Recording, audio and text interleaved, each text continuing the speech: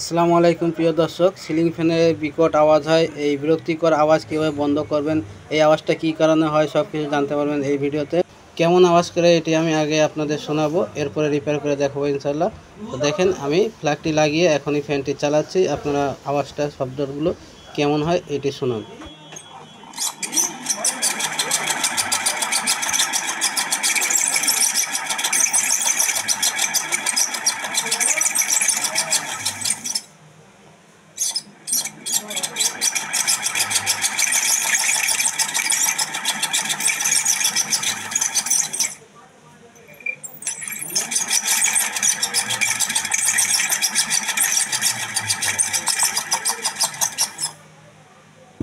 প্রিয় দর্শক, কত বিরক্তিকর একটি আওয়াজ আসতেছিল, শব্দ হচ্ছিল, মারাত্মক একটি শব্দ হচ্ছিল এই ফ্যান থেকে, আপনারা শুনতেই পারছেন।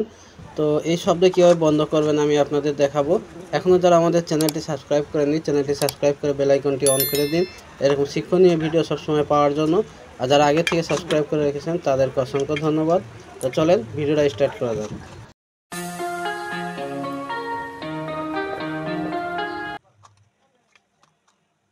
এই সিলিং ফ্যানের শব্দ বন্ধ করার জন্য প্রথমে ক্যাপাসিটর সহ সমস্ত কানেকশানগুলো ডিসকানেক্ট করে নিতে হবে।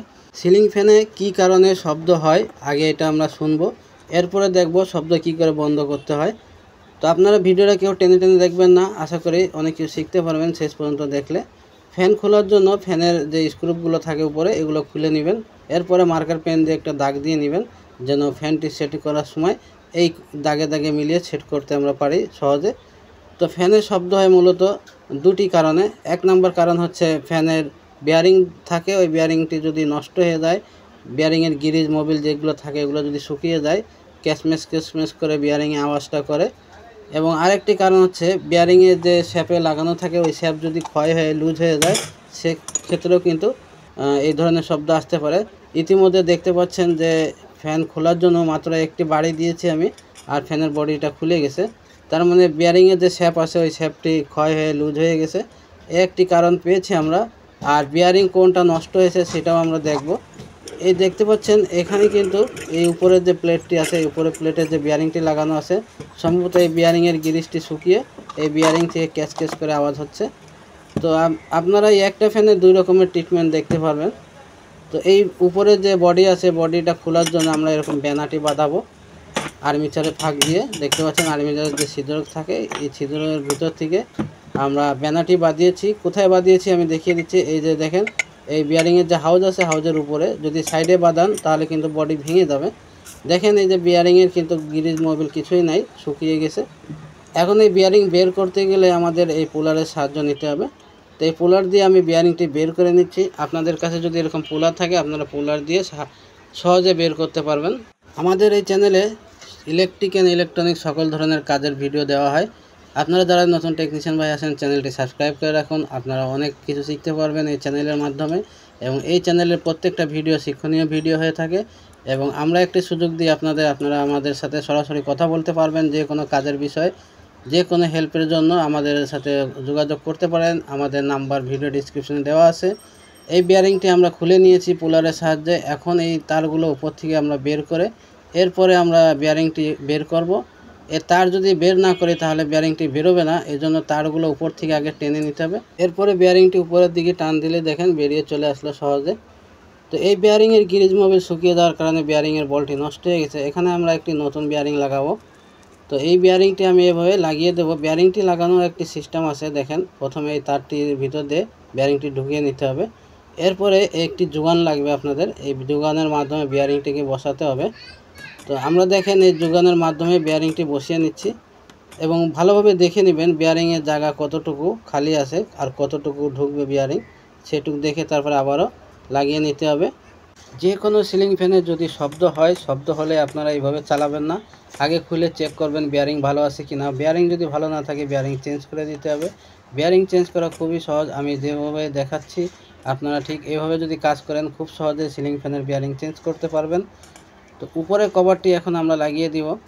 উপরের কভারটি লাগানোর জন্য এভাবে তার আগে কভারের উপর থেকে ঢুকিয়ে নিতে হবে। অনেক টেকনিশিয়ান ভাই আছেন যে এইসব ফ্যান সেটিং করার সময় ফ্যানটি ভেঙে ফেলেন বা ফেটে যায়। তো আমাকে আপনারা কমেন্ট করে থাকেন তো ফ্যান সেট করার কিছু নিয়ম কানুন আছে যেগুলো মেনে চলতে হয়। আমরা যেভাবে কাজগুলো করি আপনারা যদি সেম ওইভাবে কাজগুলো করেন তাহলে কাজগুলো অনেক ভালোভাবে শিখতে পারবেন। তো দেখতে পাচ্ছেন এই তারগুলো আবারও আমরা কিন্তু উপর থেকে নিচের দিকে টেনে বের করে নিচ্ছি, কারণ এই তারগুলো নিচেই থাকবে। এরপরে নিচে যে বডিতে দাগ দেওয়া আছে মার্কার পেন দিয়ে, এটি দাগে দাগে মিলিয়ে সেট করতে হবে। তো খুব সহজে এটি সেট হয়ে গেল। এইভাবে সহজে সেট হয় না, এই সেট হয়ে যাওয়ার একটি কারণ আছে, আমি খুলে আপনাদের দেখাচ্ছি। দেখেন এই যে শ্যাপ আছে, শ্যাপটি ক্ষয় হয়ে গেছে। ক্ষয় হয়ে যাওয়ার কারণে বেয়ারিংয়ের ভিতরে ইজিভাবে ঢুকে গেছে। এইভাবে যদি আমরা ফ্যান যদি সেট করে দিই তাহলে কিন্তু শব্দটি থেকে যাবে, অন্য ধরনের একটি শব্দ হবে, খটাস খটাস করে আওয়াজ হবে, কারণ ওই জায়গাটা বাড়ি খাবে, শ্যাপ বেয়ারিংয়ের ভিতরে বাড়ি খাবে। তো আমি এখন শ্যাপটাকে একটু পাঞ্চ করে তারপরে আবার লাগিয়ে দিচ্ছি। দেখেন এখন হাতুড় দিয়ে বার হয়ে তারপরে ঢুকাতে হচ্ছে। আগে এমনি চলে গিয়েছিল বেয়ারিংয়ের মধ্যে, এখন কিন্তু বাড়ি দিয়ে তারপরে বেয়ারিংয়ে বসাতে হচ্ছে শ্যাপ। এইভাবে কাজ করবেন আপনারা। এবং বডিতে স্ক্রু লাগানোর সময় খেয়াল রাখবেন যেন এক সেটের স্ক্রু বেশি টাইট না দেন, তিনোটা স্ক্রু এক মাপের টাইট দিতে হবে। এইসব ceiling fan one time ceiling fan, এগুলোর বডিটা অনেক পাতলা হয়ে থাকে এবং এই ফ্যানের বডিতে যে বিয়ারিংগুলো সেট করা থাকে খুব জাম ফিটিং করা থাকে।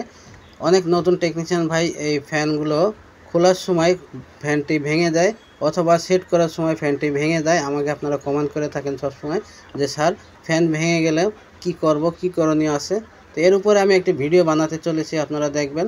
এখন আমরা যে ফ্যান সেট করেছি অনেক বাড়ি ধরে দিয়েছি, এই ফ্যানের কয়েল ডিসকানেক্ট হয়ে গেছে নাকি কানেকশান আছে সেটা চেক করে নিচ্ছি। দেখেন কানেকশান আছে এবং কোনো বডি নাই।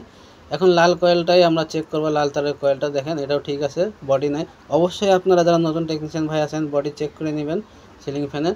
এখানে 2.5 ক্যাপাসিটার লাগানো আছে, ক্যাপাসিটারটা ভালো আছে কিন্তু তাও চেক করে নিতে হবে। তো আমি চেক করে নিচ্ছি। সিরিজ ল্যাম্পের দিকে আপনারা খেয়াল করেন, সিরিজ ল্যাম্পটি জ্বলতেছে, আলহামদুলিল্লাহ ক্যাপাসিটারটি ভালো আছে। এই ক্যাপাসিটারটি আমরা আবার লাগিয়ে দিব। তো এই ক্যাপাসিটার যে কানেকশানটা হয়ে থাকে খুব সহজ, একটি লাল তার একটি কালো তার আমি নিয়েছি। এই দুই কয়েল থেকে দুটো তার নিয়ে একসাথে কমন করে দিয়েছি আমি, দেখতে পাচ্ছেন।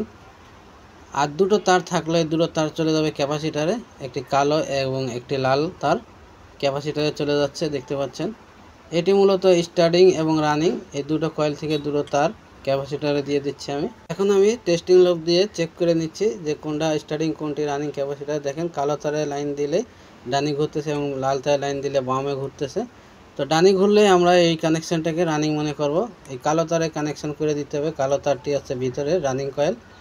তো এটি কানেকশান করার জন্য এই হ্যান্ডেলের ভিতর যে দুটো তার আসছে এই দুটো তারের একটি তারকে আমি এই কমনের সাথে জুড়ে দিচ্ছি। জুড়ে ভালো করে টেপ করে দিবেন, আপনাদের সহজভাবে বোঝানোর জন্য আমি এই টেপটি করে দিলাম। এবং এই যে ক্যাপাসিটারের যে কানেকশানগুলো আছে দেখেন, এখানে যে কালো তার আছে কালো তারের সাথে আমি এই হ্যান্ডেলের ভিতর থেকে চলে আসা একটি তারের সাথে জুড়ে দিচ্ছি। এভাবে আপনারা টিউব দিয়ে দিতে পারেন অথবা টেপ দিয়ে দিতে পারেন। এবং স্টার্টিংয়ে যে লাল তারটি আছে এর ভিতরে আমি একটি টিউব দিয়ে এখানে ক্যাপাসিটারের কানেকশানটি করে দিচ্ছি। কানেকশানটি করা খুবই সহজ। আপনারা যে কোনো কাজ করবেন, যখন একটা কাজ ধরবেন ওই কাজটা যখন আপনারা হাতে নেবেন আগে ভালো করে দেখবেন, বুঝবেন যে প্রবলেমটা কি, ঠিক ওইভাবে আপনারা কাজ করবেন। এবং একটি ফ্যান যখন খুলবেন যেভাবে খুলবেন আবার ঠিক একই রকম সেট করবেন স্টেপ বাই স্টেপ। এই যে ক্যাপাসিটারের যে টার্মিনালটি আছে এখন আমি এটি লাগিয়ে দিচ্ছি এখানে, কারণ আমাদের ক্যাপাসিটারের কানেকশানগুলো কমপ্লিট হয়ে গেছে। এখন এই টার্মিনালের ভিতরে এই ক্যাপাসিটারটি এভাবে ঢুকিয়ে দিতে হবে।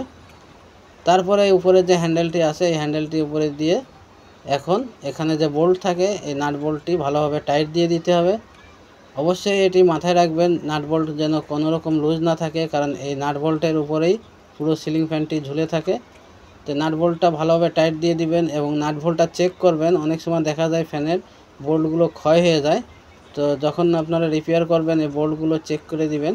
অনেক কাস্টমার কিন্তু এগুলো খেয়াল করেন না, তো মিস্ত্রির দায়িত্ব আছে এগুলো চেক করে দেওয়া। তো যখন কাজ কমপ্লিট হয়ে গেছে আমাদের, এখন আমরা চেক করব যে ফ্যানে আগের মতো ক্যাচমেচ শব্দ আছে কিনা। তো আমি সিরিজে আবারও কানেকশান দিয়ে দেখব চালিয়ে। তো আপনারাও দেখেন এবং শোনেন যে এই শব্দটা বন্ধ হয়েছে কিনা। আলহামদুলিল্লাহ ফ্যানটি ভালোভাবে চলতেছে এবং ফ্যানে কোনো শব্দ নাই। তো ভিডিওটা ভালো লাগলে লাইক দিবেন, শেয়ার করবেন। ভিডিও ভালো না লাগলে ডিসলাইক দিয়ে জানিয়ে দিবেন। আবার দেখা হবে, আল্লাহ হাফেজ।